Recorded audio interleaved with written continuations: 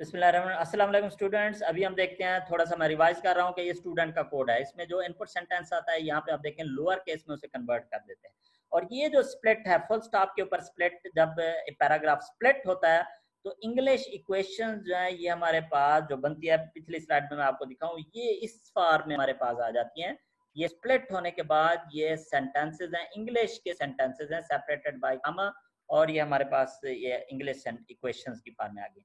तो इनको हमने मैथमेटिकल इक्वेशन में कन्वर्ट करना है, तो बारी बारी यहाँ पे देखें लूप लगा हुआ है और ये स्प्लिट स्पेस के ऊपर स्प्लिट कर रहा है। ये हर सेंटेंस को बारी बारी प्रोसेस हो रहा है। जैसे अभी हमने ट्रेसिंग में किया था पिछली वीडियो में, तो एक एक सेंटेंस बारी बारी इक्वेशन में जो है वो कन्वर्ट होगा, उसमें से नॉइज वर्ड रिमूव होंगे और ट्रांसलेट टू एक्सप्रेशन फंक्शन जो है उस इक्वेशन वाले वर्ड्स की लिस्ट को या टोकन्स ऑफ वर्ड्स को जो है कन्वर्ट करेगा इनटू मैथमेटिकल एक्सप्रेशंस। और हमारे पास इक्वेशंस के वेरिएबल में, EQS के वेरिएबल में हमारे पास लिस्ट ऑफ मैथमेटिकल इक्वेशंस जो अनसॉल्व्ड इक्वेशंस थी, तो पिछली स्लाइड में यहाँ पे ये आपको नजर आ रही हैं, ये हमारे पास जो है ये आ जाएंगी।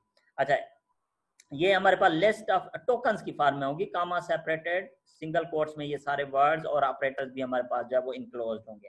तो उसके बाद अब जो हमने करना है रिमेनिंग वीडियोस में, वो ये सॉल्व इक्वेशंस का मॉड्यूल जो है वो हमने डिस्कस करना है। तो सॉल्व इक्वेशंस ये जो वैल्यू ले रहा है ये लिस्ट ऑफ अनसॉल्व्ड इक्वेशंस है। तो सॉल्व इक्वेशन का फंक्शन जो है बेसिकली ये खुद कुछ नहीं करता, ये पहले तो प्रिंट कर लेता है कि प्रिंट इक्वेशंस की मदद से अनसॉल्व्ड इक्वेशंस प्रिंट हो जाती हैं। जब आप पाइचार्ट में कॉल करेंगे तो आपको अनसॉल्व्ड इक्वेशन, जैसे मैंने आपको प्रीवियस स्लाइड में दिखाया था, अनसॉल्व्ड इक्वेशंस आपको नजर आएंगी। फिर उसके बाद सॉल्व इक्वेशंस के मैसेज के बाद जो हमारे पास सॉल्व फंक्शन है, ये असल फंक्शन है। यहाँ पे ये जो कॉल हो रहा है ये मेन फंक्शन है, सॉल्व का फंक्शन, ठीक है। ये जो है ये इक्वेशंस को सॉल्व करके सॉल्व्ड वेरिएबल में आ जाएंगी और प्रिंट इक्वेशन जो है उनको प्रिंट कर देगा। तो अनसॉल्व्ड भी प्रिंट हो जाएंगी और सॉल्व भी हमारे पास जो है इक्वेशंस प्रिंट हो जाएंगी। तो इस फंक्शन की लॉजिक को समझना जो है ये हमारा प्राइम इंपॉर्टेंट जो है वो टॉपिक है इन वीडियोस का, कमिंग जो वीडियोस हैं, video clips of this week. अच्छा जी, सॉल्व इक्वेशन में यहाँ पे तो अनसॉल्व इक्वेशन पास करें, लेकिन इसमें हम देखेंगे कि सॉल्व वाला जो हमारा रिकर्सिव फंक्शन है इसके दो आर्ग्यूमेंट्स है, एक अनसॉल्व इक्वेशन और दूसरा हमारा आंसर वेरिएबल या solve equation initially the list is empty. अभी मैं थोड़ा सा कोड को गो थ्रू करूंगा। अभी अगर आपको कोड समझ भी नहीं आता तो परेशान होने की जरूरत नहीं है। जब हम इस फंक्शन को ट्रेस करेंगे तो फिर इंशाल्लाह आप देखेंगे कि आपको इसकी लॉजिक जो है समझ आ जाएगी। तो सॉल्व इक्वेशन में बेसिकली हम देखते हैं कि जब सारी इक्वेशन सॉल्व हो जाएंगी तो तब हम जो है आंसर रिटर्न कर देंगे। सारी अनसॉल्व्ड इक्वेशन, ये EQS में अनसॉल्व्ड इक्वेशंस हैं जिनमें हमारे पास वेरिएबल्स होते हैं, उनकी वैल्यूज अभी कैलकुलेट होनी होती हैं। तो सॉल्व्ड इक्वेशन में हमारे पास जितनी भी इक्वेशंस होती हैं उसमें हर इक्वेशन में एक वेरिएबल लेफ्ट साइड पे और राइट साइड पे उसकी वैल्यू होती है, तो ऐसी इक्वेशन को हम सॉल्व्ड इक्वेशन बोलते हैं। तो जब हमारी सारी अनसॉल्व्ड इक्वेशंस खत्म हो जाएंगी, उनकी लेंथ 0 हो जाएगी, तो हम जितनी भी इक्वेशन सॉल्व हो चुकी हैं वो सारी हम जो है वो रिटर्न कर देगा। ये सॉल्व का फंक्शन यहाँ पे रिटर्न करेगा और प्रिंट इक्वेशन उनको प्रिंट कर देगा। अच्छा जी, तो सबसे पहले 4 स्टेप्स हमने करने हैं। पहला स्टेप यह है कि ऐसी इक्वेशन फाइंड करनी है जिसमें एक वेरिएबल।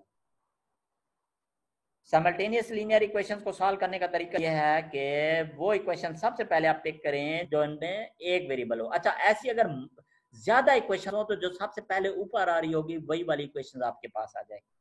अच्छा, जब उसमें आपके पास, आपने वो वेरिएबल का नेम आपने गेट कर लेना है और फिर आपने जो है जो उसकी बाकी साइड है वो आपके पास इक्वेशन के वेरिएबल में आपके पास आ जाएगी।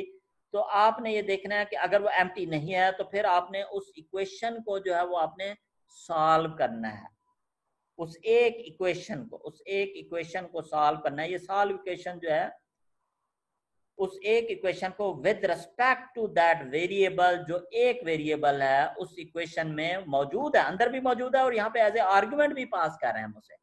तो ये सॉल्व इक्वेशन उसको जो है वो सॉल्व करेगा।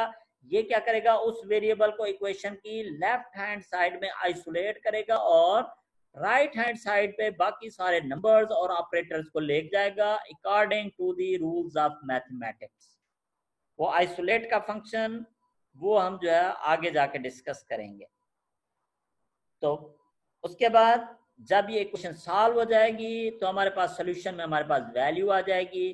तो एक काम ये करना है कि इस इक्वेशन को अनसॉल्व्ड इक्वेशंस में से रिमूव कर देना है और इसको जो सॉल्व्ड इक्वेशंस है उसमें हमने स्टोर करना है, और बाकी जितनी रिमेनिंग इक्वेशंस हैं उनमें इस वेरिएबल की वैल्यू प्लेस कर देनी है। वेरिएबल को हटा के वेरिएबल को रिप्लेस कर देना है उसकी वैल्यू से, और ये हमारे पास वेरिएबल और वैल्यू ये हमारे पास सॉल्व्ड इक्वेशन में जो है एक इक्वेशन हमारे पास सॉल्व हो गई। तो इस तरह से रिकर्सिव कॉल हमने करनी है रिमेनिंग इक्वेशंस पे, रिमेनिंग इक्वेशन पे रिकर्सिव कॉल होगी। अच्छा, तो एट द एंड हमने जो है ये आंसर वेरिएबल जो है यहाँ पे हमने रिटर्न कर देना है। अच्छा, अब इसमें आप देखें कि इस कोड में 4 स्टेप्स हैं। एक, इक्वेशन फाइंड करना, select equation which contains one unknown variable. दूसरा, इस सॉल्व इक्वेशन के अंदर उस वेरिएबल को आइसोलेट करना। तीसरा, उस वेरिएबल की राइट हैंड साइड को इवैल्यूएट करके उस वेरिएबल की वैल्यू को फाइंड करना। चौथा, उस वेरिएबल की वैल्यू को रिमेनिंग इक्वेशन में उस वेरिएबल की जगह पे प्लेस कर देना। ये 4 स्टेप्स जो है आगे जब हम इस कोड को ट्रेस करेंगे तो आप इस प्रोसेस को ट्रेस करेंगे। कोड आप बेशक ना देखें, लेकिन प्रोसेस का समझना, लॉजिक का समझना जो है वो आपके लिए जरूरी है। तो फिर आप देखेंगे कि हमारे किस तरह से इक्वेशन जो है वो सॉल्व होती हैं। तो ये 4 स्टेप्स वहां पे भी मैं दोबारा लिखूंगा और आपको एक्सप्लेन करूंगा कि वेरिएबल को सिलेक्ट करना, वेरिएबल को आइसोलेट करना, उसकी राइट साइड को इवैल्यूएट करके उसकी वैल्यू गेट करना और उसकी वैल्यू को रिमेनिंग इक्वेशंस में प्लेस कर देना उस वेरिएबल की जगह पे। तो ये हमारा सॉल्व इक्वेशन का जो मेन रिकर्सिव फंक्शन है, ये उसकी लॉजिक है, ये रिकर्सिव कॉल उसकी हो रही है सॉल्व वाले फंक्शन की। तो एट द एंड हमारे पास जो जितनी भी इक्वेशन सॉल्व हो जाती हैं वो हम जो है यहाँ से भी रिटर्न कर सकते हैं। ये वाला रिटर्न तब रिटर्न करेगा जब कुछ अनसॉल्व्ड इक्वेशंस पड़ी होंगी। अगर सारी इक्वेशन सॉल्व हो जाएंगी तो फिर यहाँ से रिटर्न होगा, ये वाला सॉल्व रिटर्न होगा। लेकिन अगर कुछ इक्वेशंस पड़ी हुई हैं तो फिर यहाँ से जो है कुछ इक्वेशन सॉल्व, सारी इक्वेशन सॉल्व नहीं हो सकी तो फिर यहाँ से जितनी इक्वेशन सॉल्व हुई हैं वो यहाँ से रिटर्न हो जाएंगी। तो ये हमारा फंक्शन है, इसको हमने जो है रिमेनिंग वीडियोस में हमने जो है वो समझना है। तो सबसे पहले सॉल्व इक्वेशन को देखते हैं कि एक वेरिएबल को विद रिस्पेक्ट टू, एक इक्वेशन को with respect to that single variable ये किस तरह से सॉल्व करता है। इसके 2 काम है। वेरिएबल को लेफ्ट साइड पे आइसोलेट करना, आइसोलेट फंक्शन की मदद से वेरिएबल को आइसोलेट कर देना, तो इक्वेशन को ट्रांसफॉर्म कर देगा according to the rules of mathematics. और उसके बाद जो है हमने वेरिएबल और ये जो पाइथन का बिल्ट इन फंक्शन है इवैल का, जब हमारे पास किसी स्ट्रिंग के अंदर अगर मैं लिख दूं 2+3 और उसे मैं स्ट्रिंग में इनक्लोज कर दूं तो इवैल फंक्शन को जब मैं उस पर कॉल करूंगा तो ये मुझे सॉल्व करके 5 दे देगा। तो राइट साइड को इवैल्यूएट करना कोई मुश्किल काम नहीं है। With the help of this eval function हम इवैल्यूएट कर सकते हैं। और ये 2 इक्वेशन स्ट्रिंग ये हमारा जो है अपना बनाया हुआ फंक्शन है। ये लिस्ट ऑफ टोकन को सिर्फ सिंगल कोट में एक 1 सेंटेंस बना देता है। तो ये लास्ट वीक की वीडियोस में भी हमने डिस्कस किया था 2 इक्वेशन स्ट्रिंग। ये इक्वेशन जो है लिस्ट ऑफ टोकन होती है तो इसे स्ट्रिंग में कन्वर्ट करता है क्योंकि इवैल को जो है वो स्ट्रिंग चाहिए। और ये इक्वेशन की जो 2 है मतलब 0 इंडेक्स पे जो है वो वेरिएबल पड़ा हुआ है, 1 इंडेक्स पे इक्वालिटी का ऑपरेटर पड़ा हुआ है, 2 इंडेक्स पे जो है राइट हैंड साइड पड़ी हुई है। तो राइट हैंड साइड को स्ट्रिंग में कन्वर्ट करके पाइथन के बिल्ट इन फंक्शन की मदद से जब इवैल्यूएट करेंगे तो आपके पास जब वैल्यू आ जाएगी तो उसे वापस जो है वो हमने स्ट्रिंग में कन्वर्ट कर देना है। तो वेरिएबल और उसकी सॉल्व कैलकुलेटेड वैल्यू हमारे पास रिटर्न हो जाएगी as a equation, as a solve equation. तो ये हमारे पास देखें बहुत ही आसान सा स्मॉल सा फंक्शन है। अलबत्ता इसमें ये जो आइसोलेट का फंक्शन है इसकी लॉजिक को हम कंसीडरेबली अभी डिस्कस करते हैं। अच्छा जी, कौन सी इक्वेशन सॉल्व करनी है जिसमें एक अननोन वेरिएबल हो। इस कोड में ज्यादा मैं नहीं जाता, सिर्फ 2 फंक्शंस आपको मैं दिखाता हूं कि ये लिस्ट ऑफ इक्वेशन ले रहा है और बारी बारी जो है ये लूप लगा के एक एक इक्वेशन को चेक कर रहा है। 1 अननोन वेरिएबल, 1 अननोन का फंक्शन से एक एक इक्वेशन को देख रहा है। अगर उसमें एक अननोन वेरिएबल आता है, जो ही इसे ऐसी एक इक्वेशन मिलती है जिसमें काउंट जो है वो 1 हो तो ये उधर ही स्टॉप हो जाता है, लूप रिटर्न की मदद से उधर ही टर्मिनेट हो जाता है। और अगर ये लूप एंड तक जाता है इसका मतलब है कोई ऐसी इक्वेशन नहीं है, तो फिर जो है ये रिटर्न नन कर देता है कि कोई ऐसी इक्वेशन नहीं है जिसमें एक वेरिएबल हो। तो ये लिस्ट ऑफ इक्वेशन में से फाइंड वन अननोन इक्वेशन वाला फंक्शन हमें एक इक्वेशन जो है रिटर्न करता है जिसमें कंफर्म होता है कि खाली एक मैथमेटिकल वेरिएबल है, मतलब ऐसा सिंबल है जिसमें अल्फाबेट्स यूज हो रहे हैं, बाकी सारे नंबर्स और ऑपरेटर्स हैं, सिर्फ एक जगह पे ऐसा टोकन मौजूद है जिसमें जो है वो एक वेरिएबल है। अच्छा, ये है जो फंक्शन, ये आगे यहाँ पे डिफाइन हो रहा है, ये एक इक्वेशन को चेक करता है। ये एक्चुअली बेसिकली काउंट करता है कि उसमें जो है कितने हमारे पास वेरिएबल्स हैं। तो ये हमारा काउंट का आंसर वेरिएबल है। ज्यादा कोड में इसमें मैं नहीं जाता, आपको जो है मैं इससे नेक्स्ट स्लाइड पे इसकी सैंपल कॉल जो मैं आपको दिखाऊंगा, ये जो है एक एक आइटम ऑफ दैट इक्वेशन, एक एक टोकन ऑफ दैट इक्वेशन को ये प्रोसेस करता है। अगर इक्वेशन की देखें लेफ्ट हैंड साइड या राइट हैंड साइड, खुद एक नेस्टेड लिस्ट भी हो सकती है। अगर वो खुद एक नेस्टेड लिस्ट है तो उसके अंदर ये जाएगा, रिकर्सिव प्रोसेस है, ये स्टॉप नहीं होगा और अंदर से जाके काउंट करके आएगा कि कितने हमारे पास अंदर टोकन्स, कितने हमारे पास मैथमेटिकल वेरिएबल्स या अल्फाबेट्स वाले सिंबल्स पड़े हुए हैं। तो ये हमारा काउंट का सी वेरिएबल जो ये इंक्रीमेंट हो जाएगा। और जब इसे जो है कोई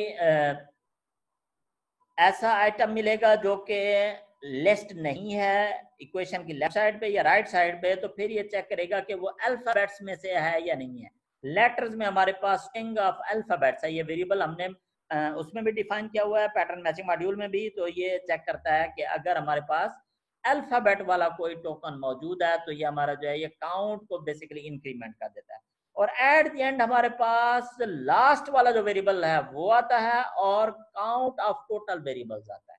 ये लास्ट वाला वेरिएबल आम सिनेरियोज में यूजफुल नहीं है, लेकिन जब काउंट 1 होता है तो तब वेरिएबल का नाम जो है ये इंपॉर्टेंट होता है। तो इसकी मैं सैंपल कॉल, इसके कोड में जाना इतना जरूरी नहीं है, समझना जरूरी नहीं है, इसकी मैं सैंपल कॉल्स आपको दिखाता हूँ कि अगर इसमें वन अननोन वाले फंक्शन को मैं कॉल करता हूँ इस इक्वेशन पे, आप इसमें देखें कि यहाँ पे प्लस है, 3 है, ए का एक मैथमेटिकल वेरिएबल है, बी भी वेरिएबल के तौर पे यूज हो रहा है, बी सी भी वेरिएबल के तौर पे यूज हो रहा है, ये डी भी वेरिएबल है। तो इसमें 3 हमारे पास वेरिएबल्स है और लास्ट वेरिएबल कौन सा है, बी सी।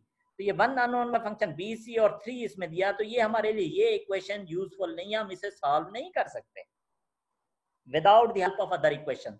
हमें वेरिएबल बी, ए, डी या बी सी की कहीं और से वैल्यूज चाहिए होंगी तब ये इक्वेशन सॉल्व होगी। तो अभी ये सॉल्वेबल फॉर्म में नहीं है। तो सिमिलरली अगर यहाँ पे देखें, अब ए, डी और 4 + 5, अगेन इसमें 2 वेरिएबल हैं, या तो ए की वैल्यू कहीं और से है या डी की वैल्यू, तब ये सॉल्व होगा। तो वन अननोन वाला फंक्शन हमें यहाँ पे लास्ट वाले वेरिएबल डी देगा और टोटल नंबर ऑफ वेरिएबल्स 2 दे देगा। तो यहाँ पे वेरिएबल इतना यूजफुल नहीं है। काउंट को हम चेक करेंगे, इसमें जब 1 आएगा तब हम जो है उस इक्वेशन को सिलेक्ट करेंगे। तो यहाँ पे आप देखें ए की वैल्यू हमारे पास 7 आ चुकी है, डी की वैल्यू, अब ये इक्वेशन सॉल्वेबल फॉर्म में है। अब डी को आइसोलेट करना है, 7 को उधर लेके जाएंगे, 3 को, जो भी प्रोसेस होगा वो आइसोलेट का काम है। इसका काम सिर्फ ये था कि आइडेंटिफाई करना कि this equation is solvable now because it contains only one variable, that variable name is d and the number of variables are 1। तो ये जब हमारे पास आंसर आएगा तो हमारा जो पिछला फंक्शन था फाइंड वन अननोन इक्वेशन, वो वाला फंक्शन जो है वो स्टॉप हो जाएगा और सॉल्व वाले मॉड्यूल में ये इक्वेशन जो है रिटर्न होगी। और सॉल्व इक्वेशन वाला फंक्शन फिर इस इक्वेशन को सॉल्व करेगा with the help of isolate function. ये नंबर सारे राइट साइड पे जाएंगे, डी का वेरिएबल यहाँ पे अकेला होगा और उसको जो है ये राइट साइड को इवैल्यूएट करेगा तो डी की वैल्यू आ जाएगी हमारे पास और इस डी की वैल्यू फिर रिमेनिंग इक्वेशन में भी रिप्लेस होगी। तो ये फाइंडिंग वन अननोन वाला वेरिएबल फाइंड करने के लिए जो है ये हमारा फंक्शन हो गया। अच्छा जी, इन एक्सप्रेशन फंक्शन, नाम तो इन एक्सप्रेशन है लेकिन बेसिकली ये मेंबर रिकर्सिव है फॉर द नेस्टेड लिस्ट, कि इस आइटम को चेक करना है कि इस लिस्ट में है या नहीं है। ये हमें यूज होगा कि चेक करने के लिए कि वेरिएबल हमारा left hand side of the equation में नेस्ट हुआ है या राइट हैंड साइड में है या कहाँ पे है। तो ये इन एक्सप्रेशन का फंक्शन मेंबर फंक्शन है। वीक 8 की वीडियोस में हम जो है मेंबर फंक्शन के नाम से बना चुके हैं, एज ए असाइनमेंट आपको दिया था तो उनका सोल्यूशन भी मैंने आपको दिया था। तो वहां पे फंक्शन का नाम मेंबर है, यहाँ पे सिर्फ उसका नाम इन एक्सप्रेशन का दिया कि this variable is in this list और नॉट। तो यहाँ पे ये रिकर्सिव फंक्शन है और ये नेस्टेड लिस्ट को हैंडल करने के लिए है, एडवांस फॉर्म ऑफ रिकर्जन है, मेंबर फंक्शन है, आइटम को चेक करता है लिस्ट में है या नहीं। अच्छा, रिवर्स ऑपरेटर का फंक्शन, ये 2 फंक्शन हमें चाहिए होंगे आइसोलेट करने के लिए, इसलिए यहाँ पे मैं आपको शो कर रहा हूँ। तो ये प्लस माइनस मल्टीप्लाई, प्लस हो तो माइनस कर दे, ऑपरेटर माइनस हो तो प्लस कर दे, मल्टीप्लाई हो तो डिवाइड कर दे, डिवाइड हो तो रिटर्न क्या कर दे, डायरेक्ट रिटर्न कर दे। ये बहुत ही आसान सा इफ एल्स का, नेस्टेड इफ एल्स का फंक्शन है। रिवर्स ऑपरेटर का, ये इक्वेशन को जो है ये ऑपरेटर को रिवर्स करने के लिए। तो नेक्स्ट वीडियो में इंशाल्लाह हम जो है मेन जो फंक्शन है सॉल्व करने से पहले वाला जो एम और सेकंड मेन जो फंक्शन है आइसोलेट का, उसको हम जो है डिस्कस करेंगे इंशाल्लाह। उसका थोड़ा समझना जो है वो ज़रूरी है हमारे लिए इस प्रोग्राम की लॉजिक समझने के लिए। तो तब तक के लिए अस्सलाम वालेकुम।